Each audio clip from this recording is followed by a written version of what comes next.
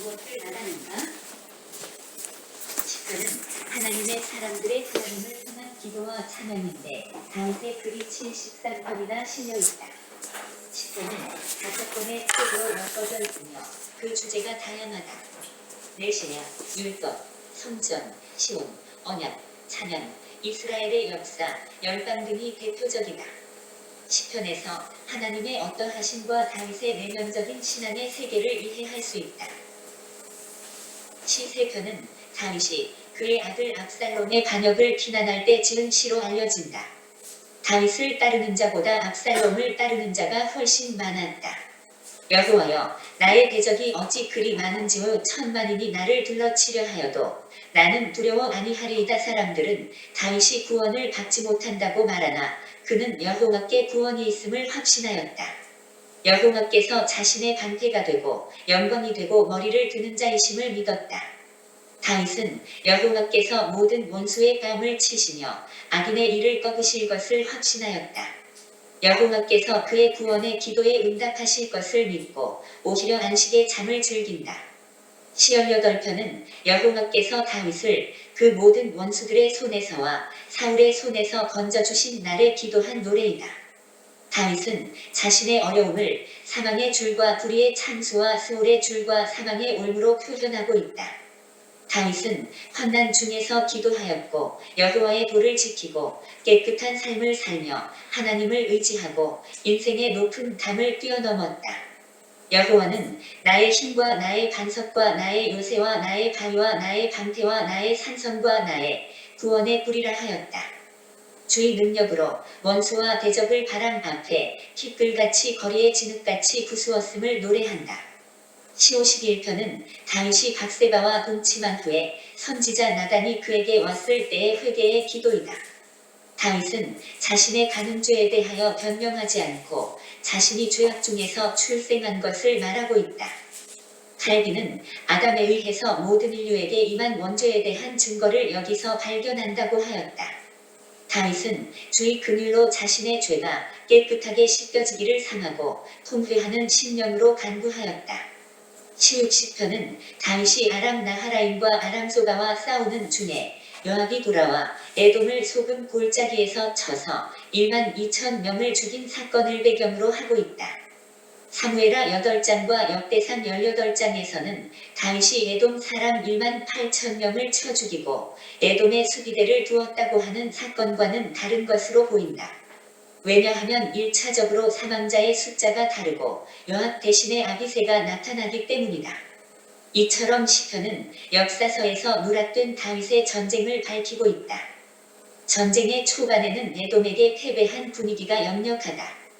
주께서 분노하여 이스라엘 군대를 마치 포도주를 마시고 비틀거리는 자처럼 흩으셨다고 한다. 그러나 이러한 패배의 분위기 속에서도 다윗은 에돔에는 나의 신발을 던지리라는 하나님의 언약을 붙들고 견고한 성에 들어가 버티는 에돔을 정복하기를 간구한다. 예수께서는 시편에 나를 가리켜 기록된 것이 이루어져야 하리라 하셨다. 19편에는 세상의 군왕들과 관원들이 하나님의 아들을 대적하지만 그들은 질그릇을 철장으로 깨뜨림같이 부수어질 것을 말한다. 왕 되신 하나님의 아들 예수에게 입 맞추지 아니하는 자들은 그의 진노로 망한다. 시 16편에서 다윗은 그리스도의 부활을 증거한다. 이는 내 영혼을 음부에 버리지 아니하시며 주의 거룩한 자로 썩지 않게 하실 것임이니이다. 사도 베드로가 그리스도의 부활을 증거하면서 다윗의 시 16편을 인용하고 있다. 그리스도의 부활하심을 말하되 저가 음부에 버림이 되지 않고 육신이 썩음을 당하지 아니하시리라 하더니 이 예수를 하나님이 살리신지라 우리가 다 이 일의 증인이로다. 시 22편은 그리스도의 십자가 고난을 말한다. 악한 무리가 나를 둘러 내 수족을 찔렀나이다의 표현은 그리스도께서 로마 군인에게 창으로 옆구리를 찔리는 것을 말한다. 겉옷을 나누며 속옷을 제비 뽑는다는 표현은 로마 군인이 그리스도를 십자가에 못 박고서 옷을 나누고 제비를 뽑는 것을 말한다. 내 하나님이여 내 하나님이여 어찌 나를 버리셨나이까의 표현은 제9시에 예수께서 1212 라마 사박다니 하며 숨지신 것을 말한다. 시백 시편은 그리스도께서 멜기세덱의 서열을 따라 영원한 제사장이 되심을 말한다. 또한 왕 되신 그리스도께서 하나님의 우편에서 그를 대적하는 묵왕과 묵나라를 심판하여 통치하실 것을 말한다. 시백 18편은 건축자의 버린 돌이 진모퉁이의 머릿돌이 되었다는 표현이 나오는데 이는 대제사장과 장로와 서기관들에게 버림받은 예수 그리스도를 비유로 말하는 것이다. 시편은 여호와 율법에 대하여 말한다. 시 한편에서 복 있는 사람은 오직 여호와의 율법을 즐거워하여 주야로 묵상하는 자이다. 그는 시냇가에 심은 나무가 시절을 좇아 과실을 맺으며 그 잎사귀가 마르지 아니함 같으니 그 행사가 다 형통하다. 시열아홉 편에서는 여호와의 율법의 기능을 말한다. 여호와의 율법은 완전하여 영혼을 소성시키며 여호와의 증거는 확실하여 우둔한 자로 지혜롭게 하며 여호와의 교훈은 정직하여 마음을 기쁘게 하고 여호와의 계명은 순결하여 눈을 밝게 한다. 여호와의 도는 영원하며 의로우며 순금보다 귀하며 불과 손익불보다 더 달다. 여호와의 도를 지키는 자는 상급이 크다. 시백 19편에서는 주의 말씀에 대한 태도와 그 유익을 가르친다. 주의 말씀은 천년의 행실을 깨끗하게 한다. 주의 말씀은 하나님을 경외하게 한다. 주의 말씀은 고난 중에 위로를 준다. 주의 계명들을 지키기에 신속히 하고 지체하지 말아야 한다. 인생의 고난은 주의 윤례의 유익을 깨닫게 한다. 주의 법도를 지키는 자는 노인보다 명철하게 된다. 주의 말씀은 영혼의 즐거움을 준다. 주의 말씀은 인생의 길의 등불이다. 주의 증거들은 자신의 영혼을 지킨다. 주의 법을 사랑하는 자에게는 큰 평안이 있으니 그들에게 장애물이 없다. 시편에는 이스라엘의 역사가 담겨 있다. 17, 14편은 여호와의 성전이 바벨론에게 파괴되는 것을 말한다. 17, 18편은 이스라엘의 출애굽 여정을 말한다. 1105편은 촌리 요셉과 모세의 10가지 재앙을 말한다. 1106편은 이스라엘 반역의 역사를 말한다. 1126편은 바벨론 포로의 귀환 기쁨을 노래한다. 1137편은 바벨론 포로기의 예환을 노래한다. 시편은 여호와를 찬양한다. 그 분은 만물의 창조주이시며 구원자이시며 역사의 주관자이시며 심판자와 목자이시다. 이스라엘과 열방민족과 자연의 세계도 그를 찬양해야 한다. 시편 말씀. 시편의 특징은 신앙 고백에 있습니다. 많은 믿음의 선진들의 삶 속에 신앙을 고백하고 있는 내용이어서 우리가 이제 시편 말씀을 좋아하는 이유가 또 여기에 있는 것 같습니다. 시편은 이제 총 150편인데 그 가운데 다윗의 시편이 75편이고 고라 자손의 시편이 11편이고 아삽 자손의 시편이 12편이고 그리고 헤만의 글이 한 편이 있고 그 다음 에단의 글이 한 편이 있고 모세의 글이 한 편이 있고 솔로몬의 글이 3편이 있고 그 다음 익명의 시편이 46편 그렇게 있습니다. 그래서 이제 이 시편을 보면 다윗을 이제 우리가 또 알 수 있죠. 특별히 다윗 전반부의 1권을 중심으로 하여 다윗의 그 마음을 잘 말해주고 있는데 시편 3편 3편은 이제 다윗이 아들 압살롬에게 쫓겨난 그런 상황이었습니다. 그래서 아버지가 아들에게 쫓겨나는 이런 장면인데 그러나 이제 이런 중에 다윗은 이제 하나님을 향하여 그 마음을 노래하고 있는데 3편 1절에 보니까 여호와여 나의 대적이 어찌 그리 많은지요 일어나 나를 치는 자가 많으니이다. 그래서 이때는 다윗을 따르는 자보다 압살롬을 따르는 군대가 더 많았습니다. 그래서 이제 정말 다윗의 모습이 초라한 가운데 있었는데 그러나 이제 6절에 보면 천만인이 나를 예워사 진친다 하여도 나는 두려워하지 아니하리다. 그래서 당황하고 두려워할 수밖에 없는 이런 상황 중에도 다윗은 이제 하나님을 찾고 평안을 유지하는 것을 보게 되어집니다. 그리고 시편, 우리가 잘 알고 있는 시편 18편 보면 이제 1절, 2절이 참 유명하죠. 나의 힘이신 우리 다 같이 읽어볼까요? 나의 힘이신 여호와여, 내가 주를 사랑하이다. 여호와는 나의 반석이시요 나의 요새시요 나를 건지시는 이시요 나의 하나님이시요 내가 그 안에 피할 나의 바위시요 나의 방패시요 나의 구원의 불이시요 나의 산성이시로다. 아멘. 정말로 아름다운 다윗의 신앙 고백을 할 수 있는데, 그래서 이제 사울이 계속 다윗을 추적하며 군대를 풀고 그렇게 해서 이제 다윗이 도망을 하였는데, 그 모든 위험 가운데 우리 하나님이 지켜주신 것을 기뻐하고 감사하는 그런 이제 내용이 되어집니다. 하나님께서 그 모든 위험 중에서, 그 모든 대적으로부터 나를 산성과 같이 요새와 같이 이렇게 지켜주셨다. 하나님은 나의 구원의 뿌리치고 나의 산성이 되시고 요새가 되시고 이렇게 말하고 있지 않습니까? 그리고 34편 시편 34편에 보면 이제 다윗이 아말렉 앞에서 미친 채 하다가 쫓겨나는 이런 이제 위급한 순간이 있었는데, 자칫하면 죽을 수 있는 이런 상황이었는데, 이때 이제 하나님께서 지혜를 주시고 재치를 주셔서 다윗이 미치광이처럼 그렇게 행동하여 마침내 새가 올무에서 벗어남 같이 벗어나는 그런 장면입니다. 34장 17을 보니까 의인이 부르짖음에 여호와께서 들으시고 그들의 모든 환난에서 건지셨도다. 19절에 보니까 의인은 고난이 많아 여호와께서 그 모든 고난 가운데 건지시는 도다. 이렇게 이제 고백을 하며, 그 다음 주에 20절은 이제 메시아적인 그런 내용이 되어지죠. 그의 모든 뼈를 보호하시며 그 중에서 하나도 꺾이지 아니하도다. 이것은 이제 예수님 십자가 매달려 배실 때 노마 군병이 창으로 찔렸지만 그 뼈가 하나도 꺾이지 않는 그 내용과 이제 연결이 되죠. 어떻게 보면 메시아적인 시편이라 할 수 있습니다.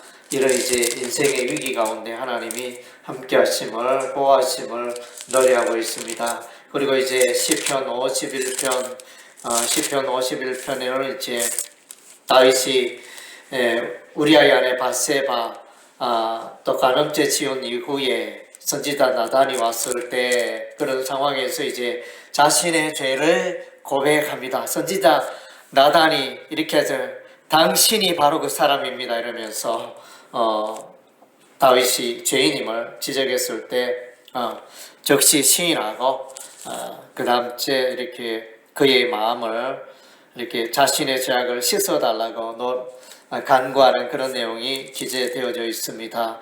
51편 2절에 보니까 나의 죄악을 말갛게 씻으시며 나의 죄를 깨끗이 지하소서.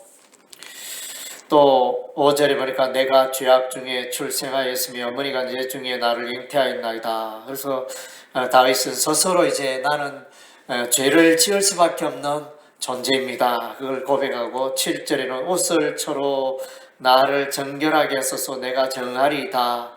나의 죄를 씻어주소서 내가 눈보다 희리이다. 이렇게 하면서 이제 자신의 죄를 시인하고 인정하고 그 죄가 깨끗게 되기를 하나님께 간구하는 그런 장면입니다.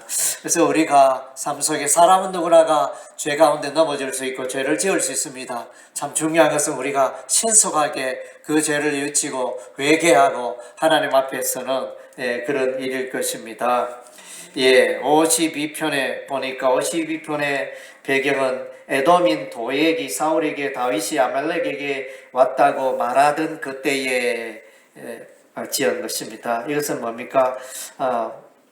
다윗이 쫓겨다니면서 배가 너무 고파 제사장 아히멜렉에게 가서 먹을 것을 좀 요구하는 그런 장면이었을 때 에돔 사람 도액이 사울 왕에게 고자질하여 그래서 그 원수 다윗을 제사장 아히멜렉이 도왔다 이런 식으로 고자질합니다. 보고함으로 다윗이 위급하게 되고 제사장 아히멜렉이 죽임을 당하는 이런 이제 끔찍한 사건이 벌어집니다. 그래서 그 도액, 에돔 사람 도액의 그 고자질, 그 혀에 대해서 말해주고 있죠. 시편 52편 2절 그러니까 내 혀가 심한 악을 꾀하여 날카로운 삭도같이 간사를 행하는도다. 또 4절에 간사한 혀여 너는 남을 해치는 모든 말을 좋아하는도다. 이렇게 도액의 고자질 그 혀 때문에 아히멜렉이 죽임당하는 이런 이제 안타까운 비극이 일어나게 됩니다. 시편 54편에 보니 다윗이 역시 이제 피난 생활하던 때죠. 시브 광야에서 시브 사람이 사울에게 다윗이 이곳에 숨어 있다고 말하던데, 그래서 54편 3절 보니까 낯선 자들이 일어나 나를 치고 포악한 자들이 나의 생명을 수속하며 하나님을 자기 앞에 두지 아니하였음이니이다. 그래서 이렇게 다윗이 숨은 곳을 알려주어서 다윗 사울의 군대가 수색하는 이런 장면을 말해주고 있습니다. 시편 56편에 보면 다윗이 가드에서 블레셋인에게 잡힌 때에 이렇게 그의 마음을 말해주고 있습니다. 56편 3절에 내가 두려워하는 날에는 내가 주를 의지하리이다. 8절에 나의 유리함을 주께서 계수하셨사오니 나의 눈물을 주의 병에 담으소서. 이것이 주의 척에 기록되지 않아있나이까. 그래서 이제 다윗의 유리함, 광야로 동굴로 외국으로 사울 왕이 죽이려고 했기 때문에 이렇게 유리하는 다윗의 고난의 모습이 나오는데, 이것은 곧 이제 메시아의 고난의 모습으로 연결되어집니다. 57편에 다윗이 사울을 피하여 동굴에 있던 때에 57편 4절에 보니까 내 영혼이 사자들 가운데서 살며 내가 불사른 자들 중에 누웠으니 곧 사람의 아들들 중에라. 그들의 이는 창과 화살이요 그들의 이는 창과 화살이요 그들의 혀는 날카로운 칼 같도다. 그래서 이제 정말로 동굴에 갇혀 있는 그런 상황이었죠. 죽을 수도 있는 그런 상황이었는데 들킬까 말까 이러면서 불안해하는 그런 상황에서 그래서 다윗은 그의 마음을 말하면서 또 그런 중에 다윗은 이제 평안을 누립니다. 5절에 하나님이여 주는 하늘 위에 높이 들리시며 주의 영광이 온 세계 위에 높아지기를 원하나이다 하고, 7절에 하나님이여 내 마음이 확정되었고 내 마음이 확정되었으니 내가 노래하고 내가 찬송하리다. 이렇게 그러한 중에 위기 중에 평안을 누리는 다윗을 보게 되어집니다. 그리고 59편에 사울이 사람을 배우는 다윗을 죽이려고 그 집을 지킬 때에, 그래서 다윗이 집에 있는데 군사들을 보내서 다윗을 잡으려고 그 집을 지키고 이렇게 하고 있는 그런 위기 상황이었습니다. 59편 2절에 악을 행하는 자에게 나를 건지시고 피 흘리기를 즐기는 자에게 나를 구원하소서. 3절에 그들이 나의 생명을 위하려고 엎드려 기다리고 강한 자들이 모여 나를 치려하오니 여호와여 이는 나의 잘못으로 말미암이 아니요 나의 죄로 말미암음도 아니로소이다. 이렇게 그 마음을 노래하고 있습니다. 시편 60편에 다윗이 아람과 싸우는 중에 요압이 에돔을 소돔 골짜기에서 1만 2천 명을 죽인 때, 그래서 이제 다윗도 전쟁하고 여기 요압도 전쟁하고 하는 이제 이런 아주 어떻게 보면 좀 위기가 되어지고 두 곳의 전장에서 한쪽의 전장이 영향을 서로 미칠 수 있는, 한쪽이 패배하면 한쪽이 위험할 수 있는 이런 상황인 것으로 보여집니다. 그래서 이제 이 전쟁에 요압이 이겼다는 소문, 물리쳤다는 소문을 듣고 이렇게 하나님을 향하여 노래합니다. 60장 4절에 주를 경외하는 자에게 깃발을 주시고 진리를 위하여 달게 하셨, 승리의 깃발을 말해주고 있고, 그 다음 주에 8절과 9절에 보니까 모압은 나의 목욕통이라 에돔에는 나의 신발을 던지리라. 블레셋에서 나로 말미암아 외치라였도다. 누가 나를 이끌어 견고한 성에 들이면 누가 나를 에돔에 인도할까. 이러면서 이제 에돔으로부터의 모압과 에돔으로부터의 승리를 또 노래하고 있습니다. 시편 63편에 다윗이 유다 광야에 있을 때, 광야에 있는 신세 처량하죠. 63편 1절에 보니까 하나님이여 주는 나의 하나님이시라. 내가 간절히 주를 찾되 물이 없어 마르고 황폐한 땅에서 내 영혼이 주를 갈망하며 내 육체가 주를 악무하나이다. 참 하나님만을 찾는 그런 이제 다윗의 모습을 보게 됩니다. 지금까지 이제 다윗의 시편을 소개했는데, 결국 이제 다윗은 그의 인생에 힘들고 어려울 때 늘 하나님을 바라보고 하나님의 이름을 의지하고 기도하고 간구하고 그러한 중에 평안을 누리고 그러한 위기를 또 넘어가고 보호받고 인도받는 이런 이제 그런 내용들이 다윗의 시편 내용들입니다. 그리고 이제 이 시편에는 이제 다양한 주제들이 있습니다. 하나님의 창조를 노래하는 시편이 있고, 하나님을 찬양하는 시편이 있고, 또 이스라엘의 역사를 노래하는 시편이 있고, 하나님의 언약을 노래하는 시편이 있고, 그래서 다양하게 참 많은데, 그 가운데 우리가 또 눈여겨봐야 할 것은 이제 메시아 시편이 있습니다. 시편이지만은 예수 그리스도를 노래하고 예수 그리스도를 예표하는 그런 이제 시편이 메시아 시편이 시편에 많이 나와 있습니다. 대표적으로 몇몇을 이렇게 보면, 먼저는 이제 시편 2편, 시편 2편이 메시아 시편이 되어집니다. 그래서 열방의 왕들이 하나님의 아들 대적하는, 하나님 아들 예수 그리스도를 대적하는 그런 장면입니다. 그래서 이제 2장 12절 보니까 그의 아들에게 입맞추라. 그렇지 아니하면 진노하심을 너희가 기회에서 망하리라. 하나님의 아들 예수 그리스도에게 입맞추는 자만이 살 수 있고 구원 받을 수 있는 것입니다. 그래서 이제 하나님의 아들 예수, 만왕의 왕 만주의 주가 되심을, 세상의 모든 대적, 세상의 어떤 강한 자도 메시아 예수 그리스도를, 하나님의 아들을 이길 수 없다는 그런 내용을 이제 2편에서 말해주고 있습니다. 그리고 이제 시편 16편에 보면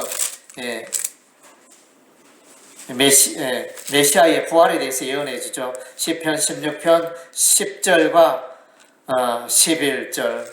이는 주께서 내 영혼을 소홀히 버리지 않으시며 주의 거룩한 자를 멸망시키지 않으실 것입니다.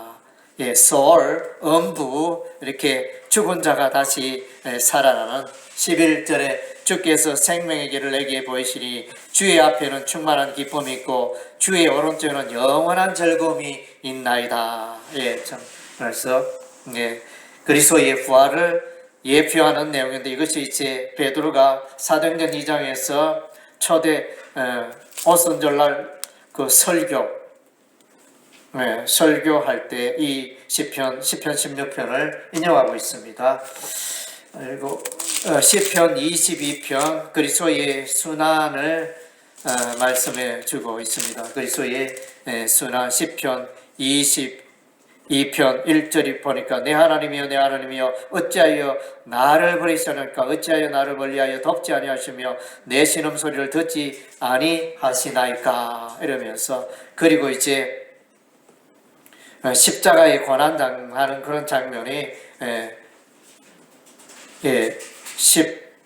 14절부터 16절까지 이렇게 나와 있네요. 14절 나는 물같이 솟았으며 내 모든 뼈는 어그러졌으며 내 마음 밀랍 같아서 내 속에서 녹았으며 내 입이 말라 질그릇 조각 같고 내 혀가 입천장에 붙었나이다. 주께서 또 나를 죽음의 진토 속에 두셨나이다. 개들이 나를 이어서 악한 무리가 나를 둘러 내 소적을 찔렀나이다. 내가 내 모든 뼈를 셀 수 있나이다. 그들이 나를 주목하여 보고 내 겉옷을 나누며 속옷을 제비 뽑나이다. 그래서 예수님께서 십자가 고난 나가실 때의 모습을 시편 22편에서 이제 생생하게 보여주고 있습니다. 시편 34편 역시 이제 메시아 순환에 예언해주고 있습니다. 시편 34편 보니까 19절 20절 의인은 고난이 많으나 여호와께서 그 모든 고난에서 건지신도라. 그의 모든 뼈를 보아시며 그 중에서 하나도 꺾이지 아니하도다. 이렇게 조금 전의 내용과 비슷하네요. 유사한 내용이 그리스도의 순환에 대해서 말씀해주고 있고, 시편 40편 시편 40편 예수님을 향하여 이렇게 말합니다. 40편 8절 6절, 7절, 8절이 메시아에 대해서 예언하는 내용입니다. 주께서 내 길을 통하여 내게 들려주시기를 제사와 예물을 기뻐하지 아니하시며 번제와 속죄를 요구하지 아니하신다 하신데 그때 내가 말하기를 내가 왔나이다. 나를 가르쳐 기록한 것이 두루마리 책에 있나이다. 그래서 예배 어떤 의식보다는 예수님 자신이 친히 순종하고 예수님 자신이 제물, 화목제물, 속죄제물 되심을 이제 말해주고 있습니다. 그래서 메시아에 관한 내용이고, 시편 69편에도 시편 69편 9절에 보니까 주의 집을 위하는 열성이 나를 삼키고 주를 비방하는 비방이 내게 미쳤나이다. 주의 전을 삼하는 열심. 그래서 예수님께서도 화가 나서 이제 예루살렘 성전에 갔을 때 매매하고 장사할 때 화가 나서 상을 뒤집어 엎고 하는 그때 보면 멘트가 이제 주의 집을 삼하는 열성이 자신을 삼켰다는 표현이 복음서에 나타나고 있습니다. 그리고 시편 45편에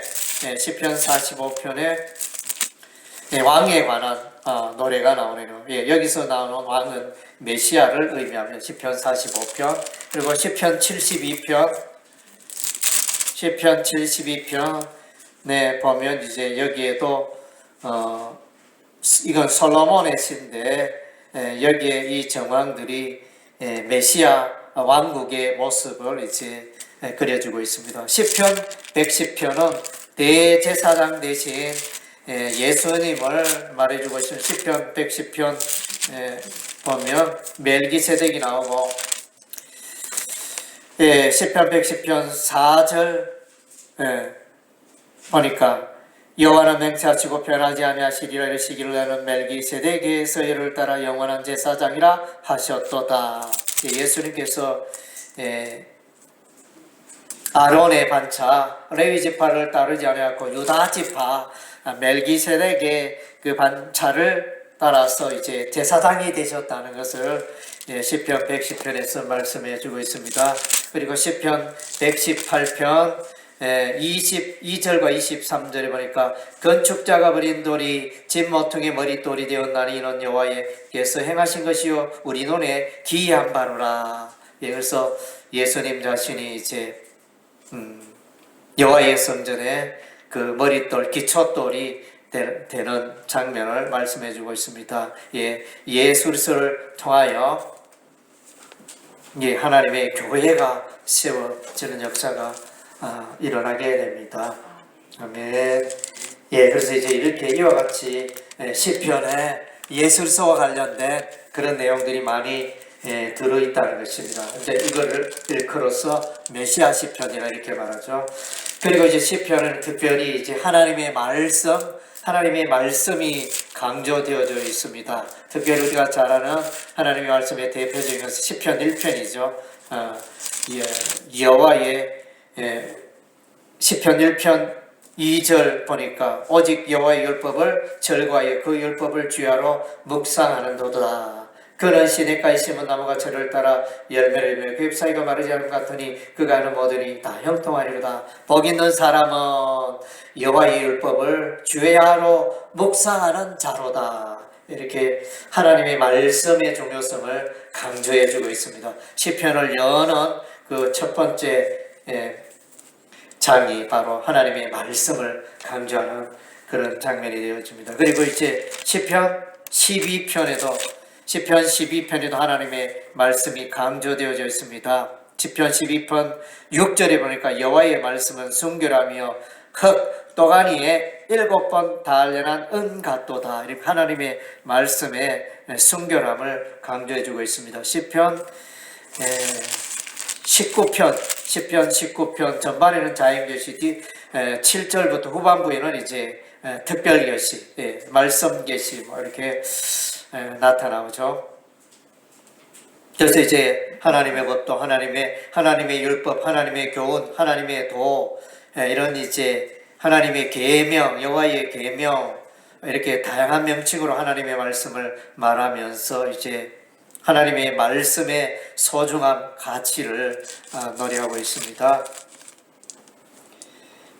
그리고 이제 시편 119편, 시편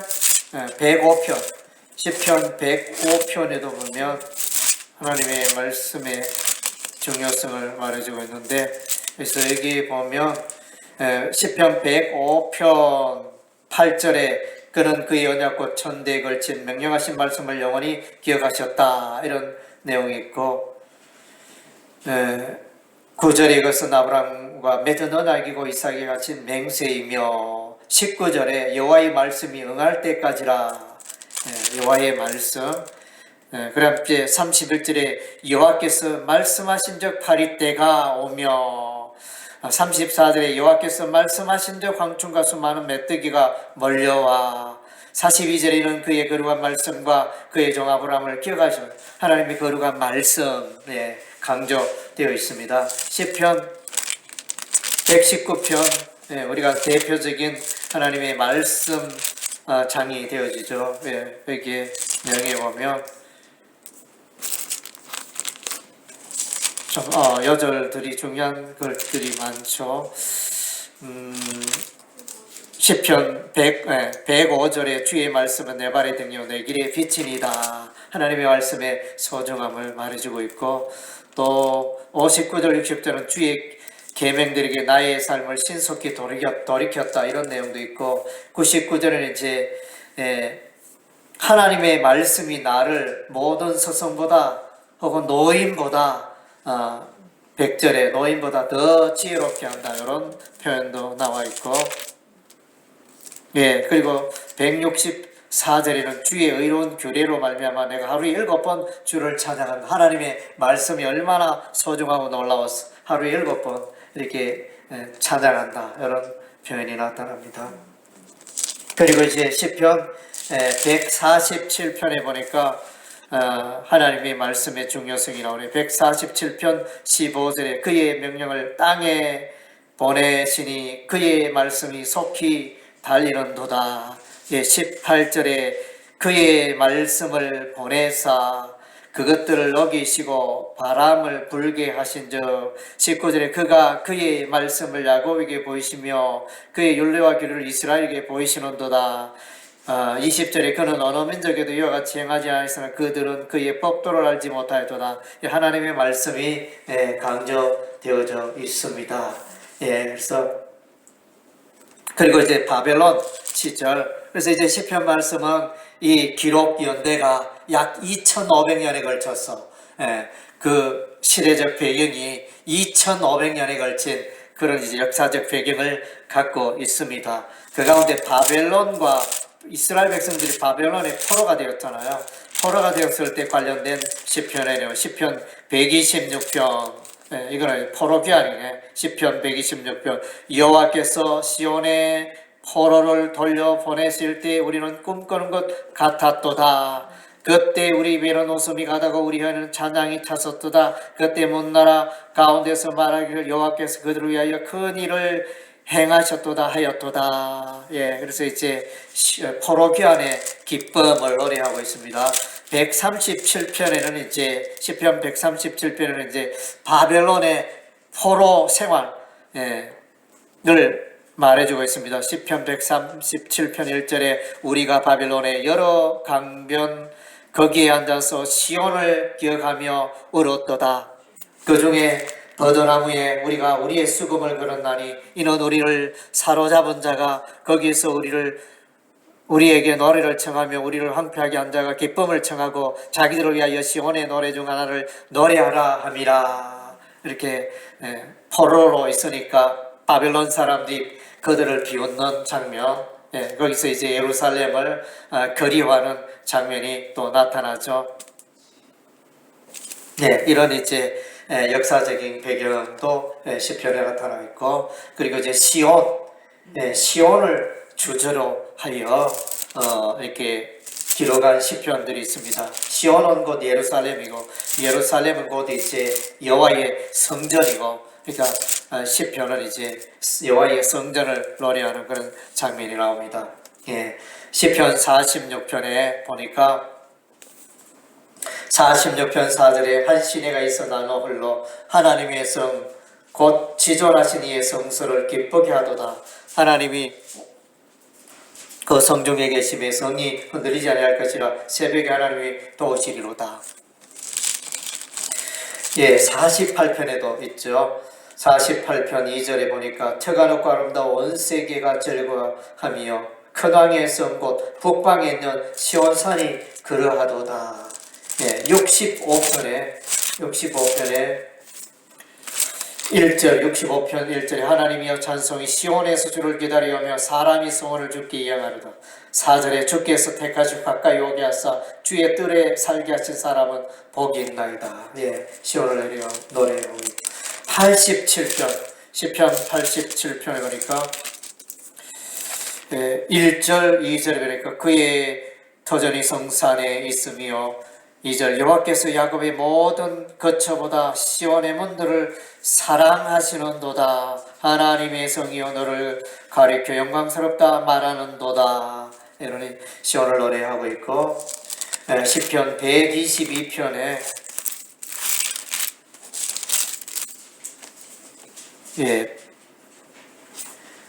1절 에서 3절까지 보니까 사람이 내게 말하기를 여호와의 집에 올라가자 할 때 내가 기뻐하였도다. 예루살렘은 우리 발이 내 성문 안에 있었도다. 예루살렘은 너는 잘 짜진 성읍과 같이 건설되었도다. 이러면서 예루살렘을 노래하는 시온을 노래하는 여호와의 성전을 노래하는 이제 내용들이 있습니다.